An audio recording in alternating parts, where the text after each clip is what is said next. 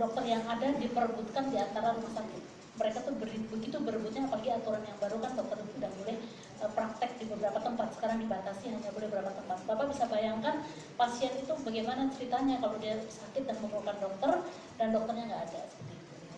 Nah, bahkan kami dari PDI Perjuangan pernah membuat waktu itu suatu kajian atau suatu perlombaan di antara kepala daerah untuk menurunkan kematian ibu karena melahirkan. Karena apa? Mereka mati karena apa? Karena tidak ada dokter, tidak ada ginekolog, hanya ditolongi oleh bidan seperti itu. Karena kekurangan, ginekolog juga kurang. Nah, itu salah satu contoh soal. Nah, kita sekarang sebentar lagi akan mengalami MEA, Masyarakat Ekonomi ASEAN. 3 yang diperjanjikan, yaitu adalah free investment, free trade, dan free labor movement. Nah, dalam free labor movement ini salah satu yang peminat yang sangat besar adalah kecuali arsitek atau dokter. Nah, bayangkan kalau nanti terjadi free investment, mereka boleh invest di sini karena kita juga boleh invest di sana, bukannya mereka akan bawa dokternya sendiri. Nah, ini yang saya tahu adalah dari Thailand, Singapura, Malaysia, dan India. Mereka sangat agresif. Jadi dalam mau jualan dokternya, yang mau jualan dokternya ini sangat agresif. Nah, mereka mempunyai perhitungan kalau para medis dari Filipina. Mereka perhitungannya targetnya adalah 20% dari penduduk Indonesia. Karena yang 80% di cover oleh BPJS. Nah, 20% ini itu adalah mereka yang membayar. Nah, itu jumlahnya mungkin sama dengan yang 80%. Nah, ini tantangan yang sangat besar. Oleh karena itu, menurut kami, dan ini terjadi nanti per Desember. Jadi oleh karena itu, tadi kami mendukung dari teman-teman semua bahwa memang kenapa dokter ini yang masalahnya masalah kemanusiaan kan harusnya dipermudah. Memang dokter ini adalah perlu praktek. Kalau dia tidak praktek, dia tidak mempunyai pengalaman. Dan untuk praktek itu yang harus diberi kemudahan. Ya, supaya apa? Dengan dia praktek, dia tiap hari misalnya belajar mengoperasi, belajar apa yang dia tiap hari mengikuti aja oleh dokter senior. Itu bagian dari praktek, di luar daripada kompetensi. Itu yang saya ketahui daripada yang saya sering bicara-bicara dengan para dokter dan para rumah sakit. Ya.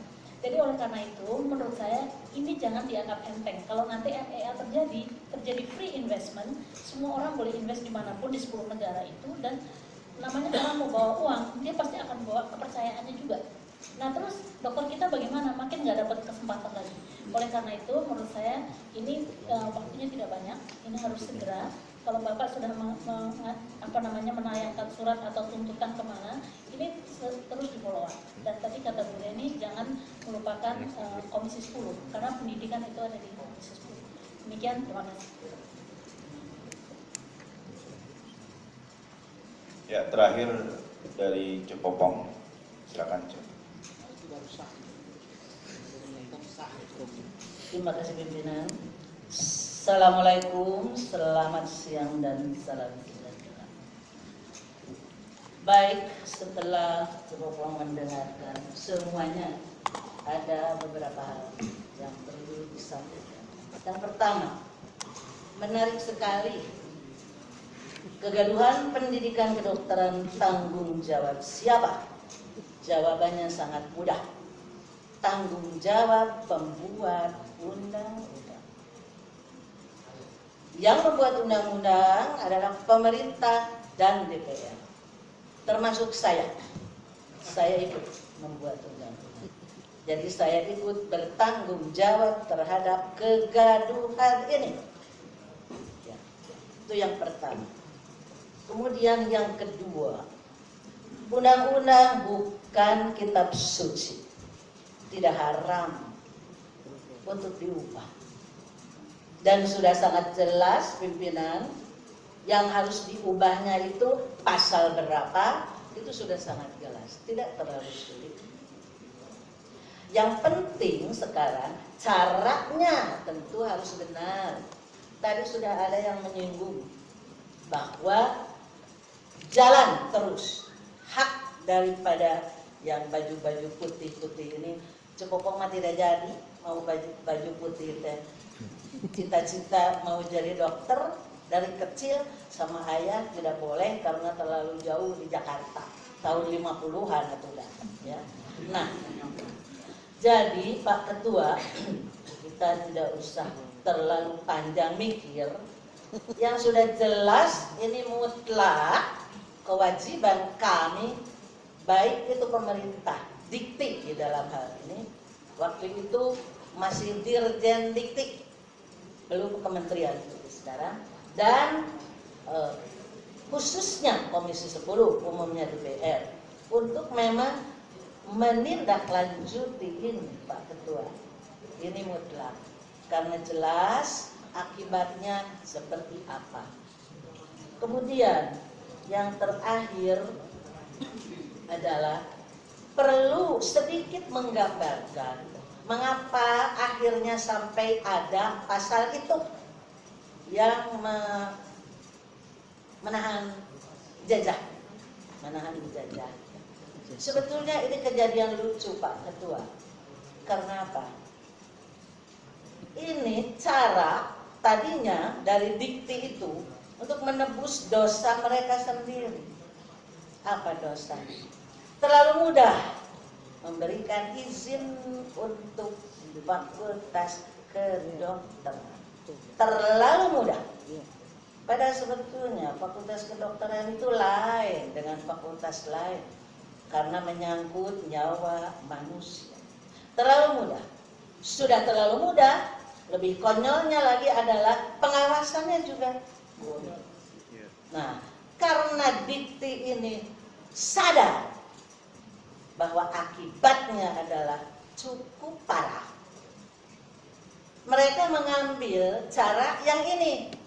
Tapi caranya ternyata mungkin diagnosenya yang salah, sehingga obatnya salah. Obatnya dengan membuat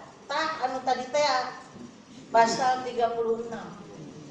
Kenapa DPR waktu itu ikut-ikut? DPR awam sebetulnya soal ini. Kecuali dokter, mungkin waktu itu ketuanya dokter ya Pak ya, Dr. Mahyudin. Nah, sampai pada waktu itu, minta waktu 2 menit lagi. Sampai pada waktu itu Komisi 9 yang membidangi kesehatan, mereka ngotot harus ikut masuk ke dalam panja ini. Dan kami terima waktu itu. Jadi walhasil ini adalah kesalahan, ya. Sebetulnya maksudnya baik. Coba penyakin, sebetulnya maksudnya baik waktu itu. Karena banyak lulusan kedokteran yang karena pengawasannya kurang, ya, sehingga fakultasnya itu pakai tanda kutip rada seenaknya, sehingga terjadi sering malpraktek. Begitu kata mereka waktu itu. Ya. Nah, mereka mengambil langkah Pak Ketua, tapi dengan cara yang salah. Coba pengulangi, tidak haram untuk kita mengubah tidak haram, dan mutlak untuk kami untuk menebus kesalahan kami yang awal itu untuk menerima curhat, menulis nanti di dalam keputusan atau apalah namanya kesimpulan itu pasti akan ada bahwa ini wajib di follow up. Pakai bahasa Inggris sedikit. Gimana follow up? Sedikit lagi. Tadi maaf, untung bagus Bapak yang Bapak namanya punten belum tahu. Yang ya tadi next. Cepopong sudah tuh. Waduh, ini next. Untung terus akhirnya lanjutnya berikutnya untuk waktu Menteri Pendidikan dan Kebudayaan mengatakan next kata Cepopong ini bukan di London. Ini adalah di Indonesia, jangan pakai next. Terima kasih. Wassalamualaikum warahmatullahi wabarakatuh. Ya, Bapak Ibu Dokter ini Cepopong ini kita sudah resmikan angkat sebagai Ketua Umum Komisi 10. Jadi nasihatnya wajib didengar. Baik Bapak Ibu, dari saya sedikit. Ini saya bertanya karena saya awam. Dulu juga kan ada uji kompetensi ya Dok ya. Cuma pelaksananya KKI kalau nggak salah, KKI. Nah ini dalam undang-undang ini dipindahkan ke fakultas. Nah pertanyaan saya, apa bedanya dari segi bahan ujinya sehingga banyak tidak lulus atau gimana? Kedua, dulu juga salah satunya tujuan undang-undang ini untuk membuat pendidikan kedokteran itu jadi murah. Tapi nyatanya di dalam implementasi masih tadi biaya ujiannya masih cukup tinggi, ada yang sudah juta dan seterusnya. Jadi awalnya salah satunya untuk menekan biaya pendidikan kedokteran. Tentu saja tidak semuanya salah undang-undang ini, tapi ini terjadi distorsi. Ya. Seperti tadi ijazah ditahan rasanya di dalam undang-undang tidak ada. Jadi, di dalam PP-nya yang mungkin terjadi distorsi sehingga menimbulkan kegaduhan tadi.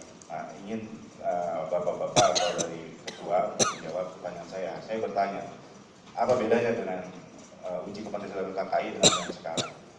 Gitu. Silakan. Sekaligus juga memberi waktu untuk menanggapi yang lain. Silakan. Terima kasih pimpinan yang kami hormati, anggota Dewan yang sangat kami hormati.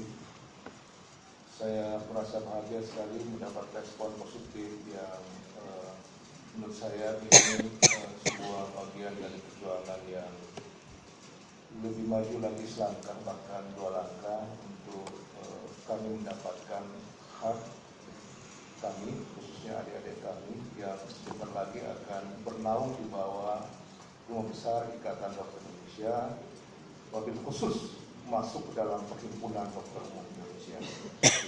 Pimpinan yang saya hormati, pertanyaan yang terakhir yang disampaikan menyangkut apa bedanya uji kompetensi yang dilakukan sebelumnya dengan uji kompetensi yang dilaksanakan hari ini. Saya ingin menjelaskan bahwa sesungguhnya sejak diimplementasikannya Undang-Undang Praktek Kedokteran tahun 2004, mulai tahun 2007 kita melakukan uji kompetensi yang dalam hal ini uji kompetensi dokter Indonesia yang dikerjasamakan dengan bukan KKI, yang dikerjasamakan dengan teman-teman IT. Kalau saya jeda IPKI yang mudah kita mengingatnya. Nah, sejak itu sebenarnya harmonisasi itu bagus. Tapi dalam perjalanan kami profesi itu lebih memberi amanah yang lebih besar porsinya untuk mendevelop materi uji kompetensi. Awalnya uji kompetensi itu tidak lulus 3 kali kita berikan modul cek. Ya pokok adik-adik kita tidak perlu susah-susah. Cukup kita kasih modul. Modul itu sebutlah 10 penyakit terbanyak yang ditemukan di masyarakat kita. Kemudian setelah dia menjawab selesai, kita berikan sertifikat kompetensi. Ketika dia mendapatkan sertifikat kompetensi, tidak ada alasan KKI, Konsil Kedokteran Indonesia, tidak memberikan sertifikat tanda registrasi atau surat tanda registrasi bahwa dia sebagai tenaga dokter oleh negara sudah diregistrasi. Selanjutnya, ketika surat tanda registrasi ini diterima oleh adik-adik kita atau sejawat kita, itulah yang dipakai untuk mengurus surat izin praktek di Dinas Kabupaten Kota. Artinya apa? Ini sudah berlangsung dan menciptakan sebuah tatanan yang existing dalam masyarakat profesi. Tiba-tiba lahir Undang-Undang Dikdok yang tadi sudah diakui oleh Cep Popong ya. Kompromi politiknya seperti itu, tapi menurut saya ingin bertanya, karena saya cari juga dalam naskah akademik, tidak ada itu uji kompetensi mahasiswa. Tidak ada itu program DLP. Minta maaf, pimpinan. Kalau kita mau melihat maksud dan tujuan dari undang-undang itu, kita harus melihat pada naskah akademiknya. Karena di situ akan tergambar apa tujuannya. Pada proses pembahasan awal, saya masih berinteraksi sama Mas Eri Ahmadi. Saya mendukung program ini karena program ini akan memberi dispensasi bagi anak-anak miskin yang pintar tapi tidak punya biaya. Itu semangat awalnya oleh Prof. Dikdo dari PDIP. Itu semangat awalnya seperti itu. Tapi dalam perjalanan kok tiba-tiba ada uji kompetensi mahasiswa program profesi. Tapi ya alhamdulillah Prof. Cep Popong sudah mengetahui diagnosa sesungguhnya bahwa ini kan kamuflase dari bagaimana menjaga mutu luaran dari FK-FK yang dengan mudah didirikan. Sampai hari ini ada 74 fakultas kedokteran. Dan ini jujur didirikan saja. Tidak ada pembinaan pemerintah di dalamnya. Itu persoalan. Kalau mereka mengedepankan perbaikan mutu pendidikan, minta maaf. Mutu itu tidak bisa kita lihat di hilir. Kita harus lihat dari hulu. Bagaimana sarana pendidikannya, bagaimana kualitas dosennya. Apakah fakultas kedokteran itu punya rumah sakit pendidikan? Dan seterusnya. Kalau ini tidak merupakan perhatian kita, satu tarikan napas dari hulu ke hilir, omong kosong bicara mutu pendidikan kedokteran diuji kompetensi. Karena poinnya tidak mungkin kita membuat sebuah kompetisi antara kesebelasan Eropa dengan kesebelasan Cilengsi. Pasti tidak lulus-lulus ini adik-adik kita. Oke? Nah inilah distorsi masalahnya, Cek. Saya tahu teman-teman dari masyarakat pendidikan selalu mendengung-dengungkan mutu pelayanan di masyarakat. Kami takut nanti anak didik kami memberikan mutu yang buruk terhadap proses pelayanan kesehatan di masyarakat. Tapi itu hanya sebuah jargon. Kalau menurut saya, kalau mereka mempunyai tanggung jawab yang komprehensif, selesaikanlah di hulu. Karena ada, minta maaf, ini kasus ya, ada sebuah FK yang ownernya 3 FK, ownernya 1, Pak. Nah, bagaimana komersialisasi pendidikan ini diciptakan sedemikian rupa, terima 300, lulus juga 300. Di mana seleksinya? Ya kan? Nah, komersialisasi pendidikan ini kita kaitkan dengan uji kompetensi, itu berdampak pada adanya bimbingan-bimbingan liar. Itu yang memungut biaya. Boleh dipastikan yang ikut bimbingan lulus. Tapi tidak semua orang bisa ikut bimbingan. Karena persoalan bimbingan itu ada di center-center pendidikan yang ada di kota besar. Itu ada di Jakarta dan ada di Bandung. Di tempat lain belum ada. Kalau ikut di sini pasti lulus. Karena panitianya, pelaksananya sama. Jadi pemain, wasit juga masuk di situ. Jadi poinnya, semangat secara filosofis Undang-Undang Dikdok pada awalnya saya mendukung. Karena semangatnya bagaimana memberi kesempatan anak-anak miskin yang berprestasi bisa sekolah dokter. Kalau fakta, ya, realitas faktanya ada seperti hari ini bukan realitas opini. Yang lalu itu kan sebuah realitas opini. Hari ini kita mendapatkan sebuah realitas fakta bahwa ke depan orang miskin atau anak orang miskin tidak patut jadi dokter karena mahalnya pendidikan kedokteran. Aplaus.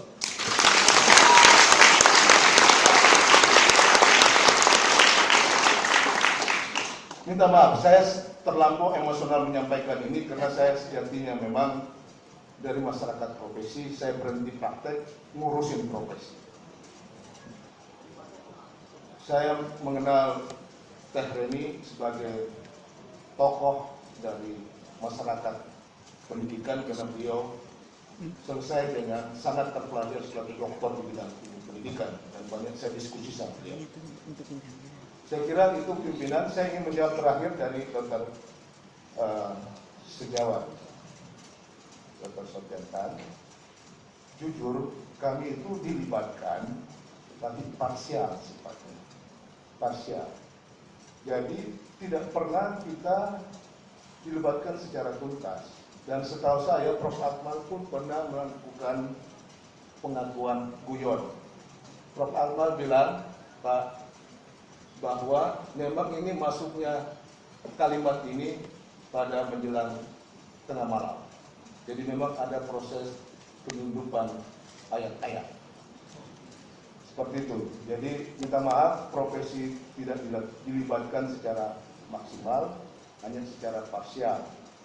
Jadi ya kalau dalam proses terapi kita, dokter, tidak terapinya kausal, tapi simptomatis. Kasih, kalau panas kasih paracetamol, kalau nyeri kasih analgetik, begitu. Bukan yang kausal. Kira-kira begitu, biar mudah beliau memahaminya. Sehingga Ya. Baik. Terakhir, pimpinan, saya ingin menyampaikan harapan adik-adik saya, masyarakat profesi ingin mengabdi kepada aspek kemanusiaan yang sangat dibutuhkan hari ini. Jangan ini ditunda-tunda, karena ini kalau menurut istilah kami berpetan sudah sito. Sito itu dalam pendekatan pelayanan kedokteran segera, tidak bisa ditunda. Kalau ditunda pasien mati. Oleh karena itu ada ribuan adik-adik kita yang menjadi retaker. Retaker itu maksudnya, tadi ini sudah ngerti, adalah ujian tidak lulus, ujian tidak lulus, ujian tidak lulus. Dan seperti yang disampaikan tadi oleh senior Dr. Pak Mudi, ya, itu mintai ke orang tua. Oleh karena itu kesannya kan sakitnya tuh di sini. Artinya di sini itu bukan apa, kantongnya orang tua. Pimpinan tolong dihentikan kegaduhan ini, kekisruan ini. Karena ini berdampak pada nilai-nilai kemanusiaan dan nilai-nilai sosial kemasyarakatan kita yang sepatutnya masyarakat Indonesia tidak memperlakukan rakyatnya seperti ini. Oleh karena itu segera saya ingin ada solusi. Kenapa THRI intensif? Ada cut-off-nya. Cut-off-nya itu intensif di angkatan 2007. Jadi semua fakultas kedokteran itu di cut-off 2007, setelah itu ikut intensif. Ini uji kompetensi tidak ada cut-off-nya. Hanya sebuah edaran dari Dirjen yang sesungguhnya Dirjen itu waktu mengeluarkan surat edaran itu beliau sudah pensiun, pejabat Dirjen, dalam hal ini Pak Joko, di mana kementerian belum terbelah. Saya kira situasinya sudah berubah. Kenapa dia digabung dalam riset dan teknologi pendidikan tinggi itu? Karena memang aspek ini yang ingin kita tekankan, sehingga sumber daya manusia kita khususnya dokter itu berdaulat di negerinya sendiri. Terima kasih pimpinan. Pimpinan, 5 detik saja, 5 detik. Kalaupun toh Bapak tadi menyampaikan emosional, tidak apa. Memang ruangan ini disiapkan untuk menyampaikan curhat.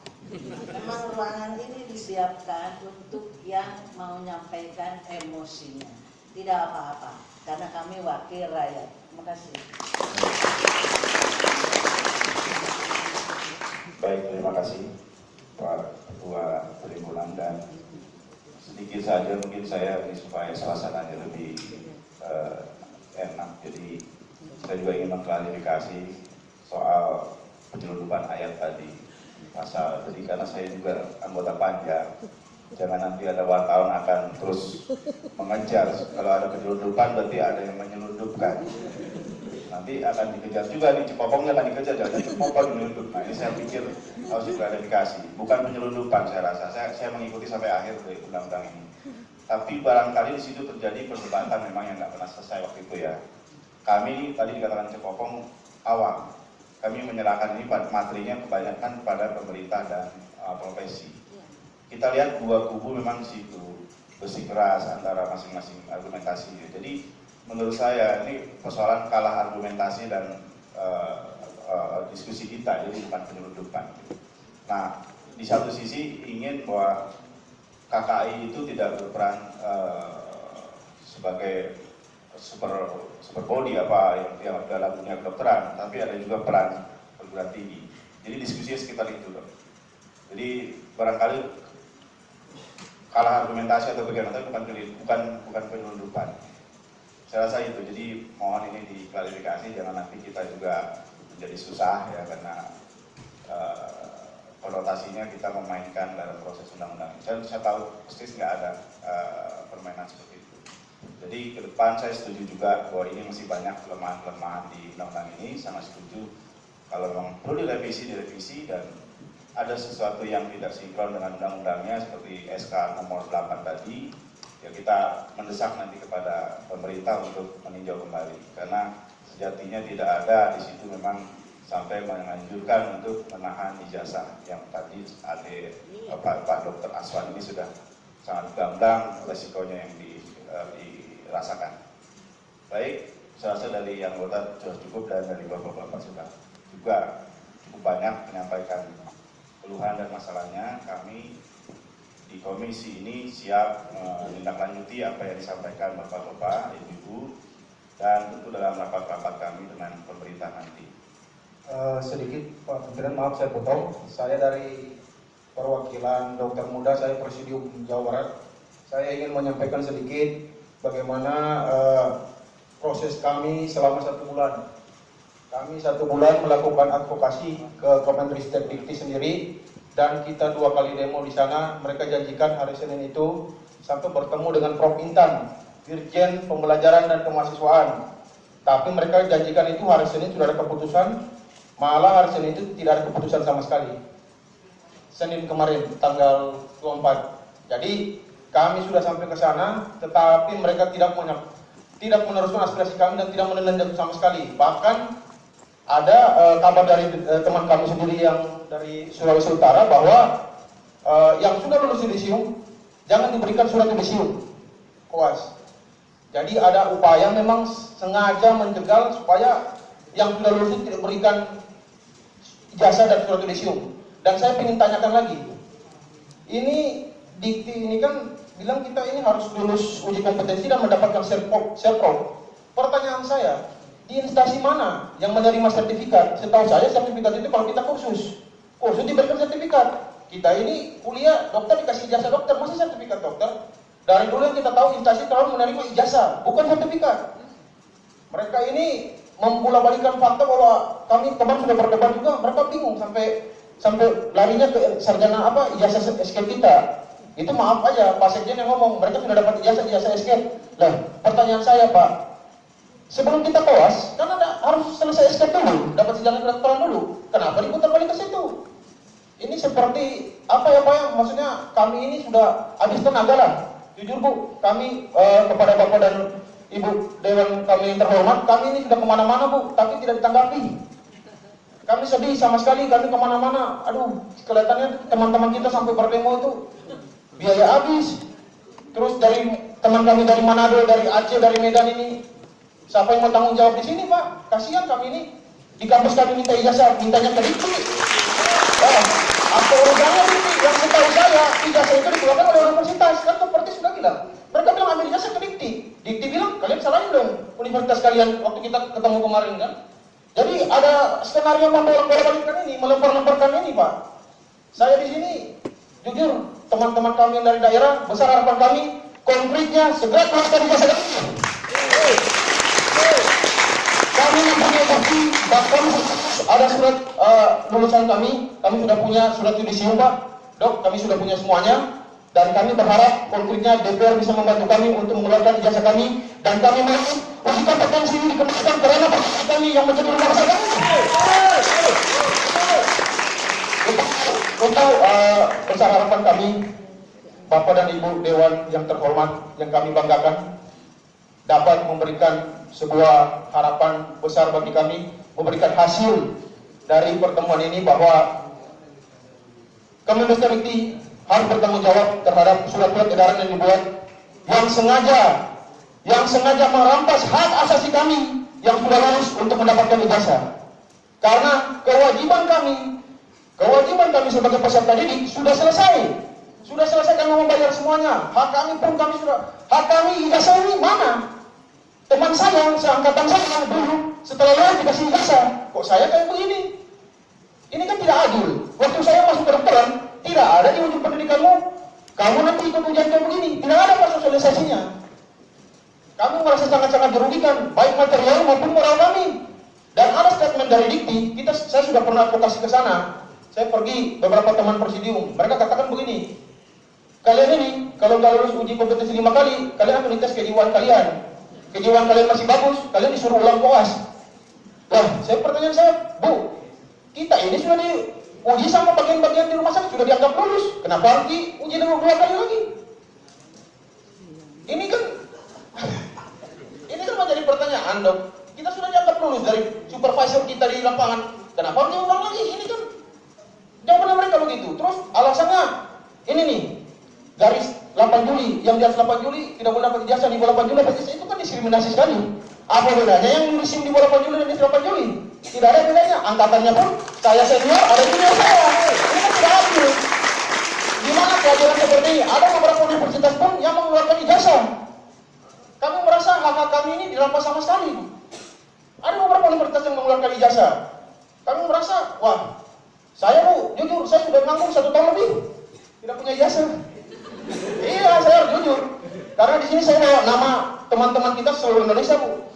Tanggung jawabnya berat. Saya kemana-mana untuk kami mempunyai seorang pemimpin dari PDUI yang bisa menampung aspirasi kami, sehingga kami sangat bangga terhadap terus. Untuk itu, besar harapan kami, Bapak dan Ibu Dewan kami yang terhormat, yang kami banggakan, segera memerintahkan Dikti untuk mengeluarkan ijazah kami, karena itu hak asasi kami. Terima kasih, sekalian. Pimpinan, 2 detik lagi.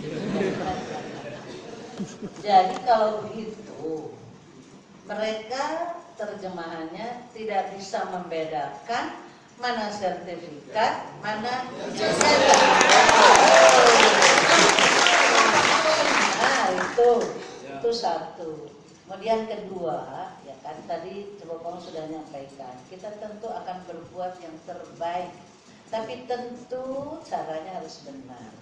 Jadi di dalam aturan itu tentu tidak kami sebagai DPR ujung-ujung misalnya nanti mengatakan ijazah harus diberikan, tidak bisa begitu. Tentu harus dengan cara yang seharusnya, tapi pasti kami akan bukan memperhatikan lagi, akan tentu mengambil langkah konkret yang tidak bertentangan dengan aturan. Tentu itu. Apalagi cucu Popong sedang kuliah di kedokteran di Unpad.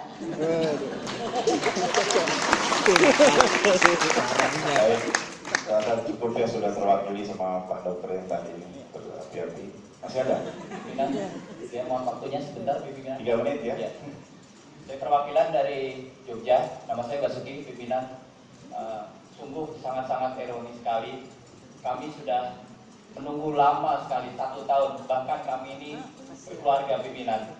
Kami tidak bisa berkarya, bahkan ancaman-ancaman itu timbul dari Dikti. Kami tidak bisa melanjutkan studi, diancam seperti itu. Kami tidak bisa PPDS. Dan kami juga bahkan ada dari Fakultas Kedokteran yang diancam DO. Itu sangat-sangat pembodohan. Dan Dikti itu adalah pengkhianat. Dikti itu sangat tidak mempunyai moral hati nurani. Bayangkan kalau misalnya pejabat Dikti itu mempunyai anak di kedokteran, seperti apa pimpinan seperti itu.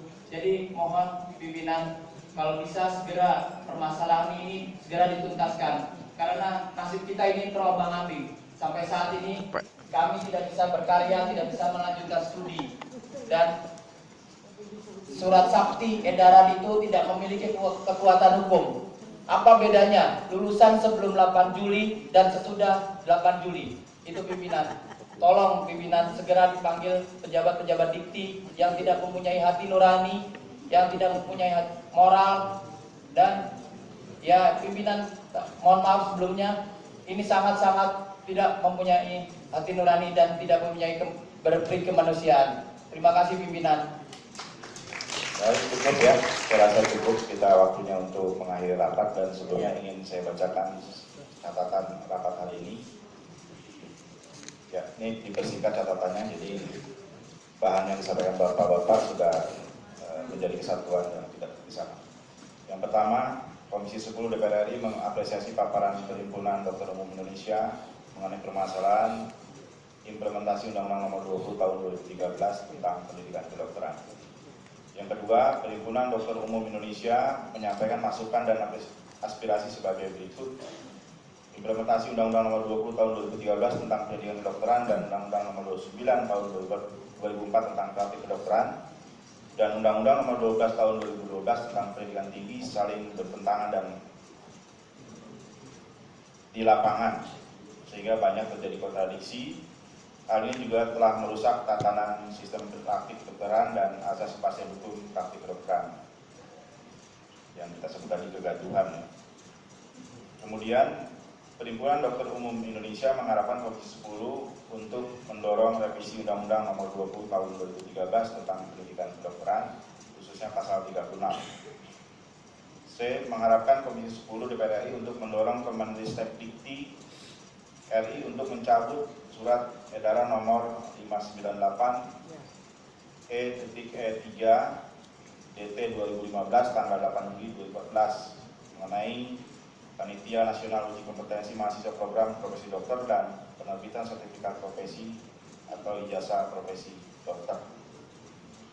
Dan yang terakhir, Komisi 10 DPR RI akan melakukan kajian dari aspirasi dan masukan PDUI ini, khususnya terkait sinkronisasi atau keselarasan 3 undang-undang yaitu Undang-Undang Nomor 20 Tahun 2013 tentang pendidikan kedokteran, Undang-Undang Nomor 29 Tahun 2004 tentang praktik kedokteran, dan Undang-Undang Nomor 12 Tahun 2012 tentang pendidikan tinggi, yang selanjutnya akan ditindaklanjuti dan menjadi bahan pertimbangan dalam rapat kerja dengan Menristek-Dikti. Seluruh masukan dan bahan paparan dari PDUI menjadi bagian tak terpisahkan dari catatan DPU ini. Demikian catatan kita, dan pimpinan teknis saja. Ya. Penulisan undang-undangnya dirunut dulu. Undang-undang 42/2004. Sesuai tahun ya. Undang-undang 12 baru. Ya, sesuai tahun diurut ya. Baik, anggota cukup ya. Bapak, Ibu cukup, dan pimpinan, coba tadi menyangkut masalah ijazah, coba ijazah untuk yang menyangkut ijazah kita bacakan nomor C, 2C ya. Ini konkretnya seperti ini, kita mendorong menjadi Menristek-Dikti untuk cabut ya, ini aspirasinya.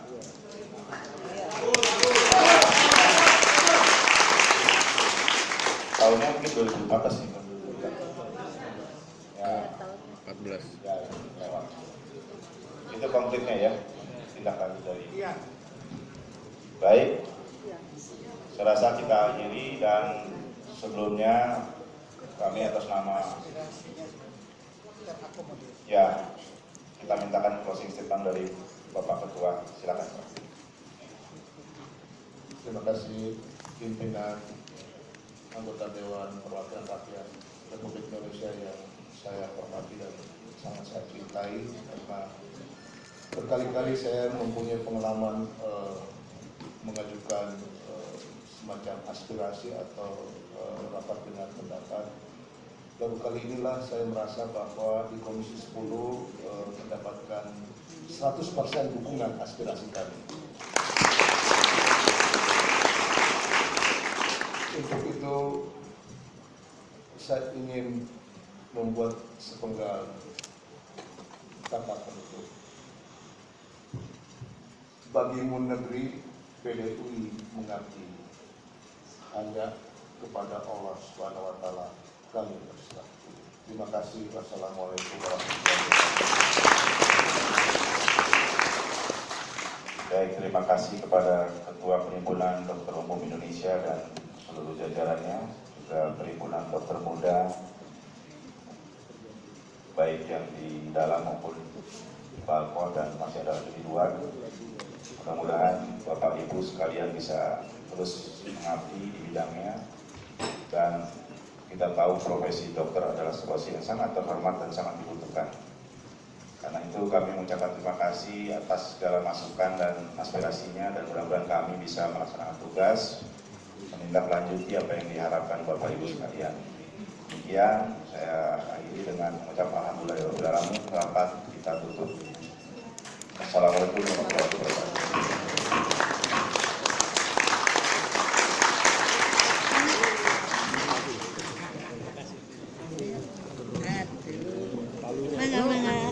Palunya dicuri PDIP. Terima kasih Bu. Ya, terima kasih. Terima kasih.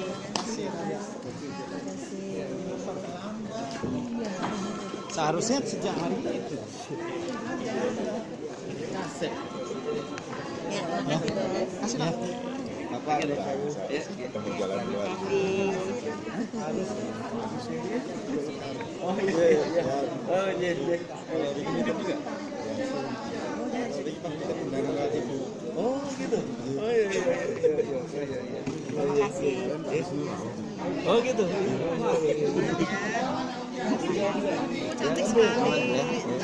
Semangat ya Bu. Gimana Bu? Jam gimana? Goning.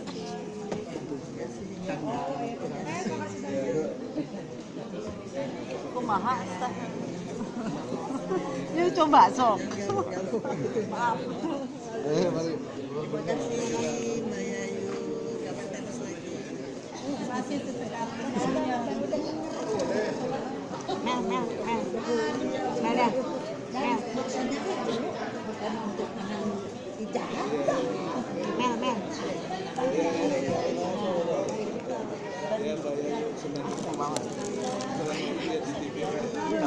Ya, terima kasih. Ibu, tadi saya sudah minta materi untuk di email supaya kami ada diskusi. Ya, makasih. Cuman sayangnya kok kenapa baru datang sekarang? Kan kita mah tidak tahu sama sekali. Udahlah nggak apa-apa. Padahal ini udah lama ya. Iya, udah lama. Hanya yang lucunya itu kenapa jadi terjemahannya itu menahan ijazah? Nggak ngerti saya mah. Karena kita nggak ada pikiran ke sana dulu itu.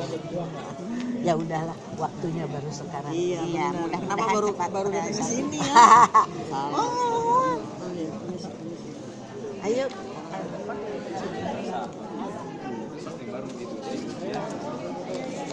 Antara yang sudah berjalan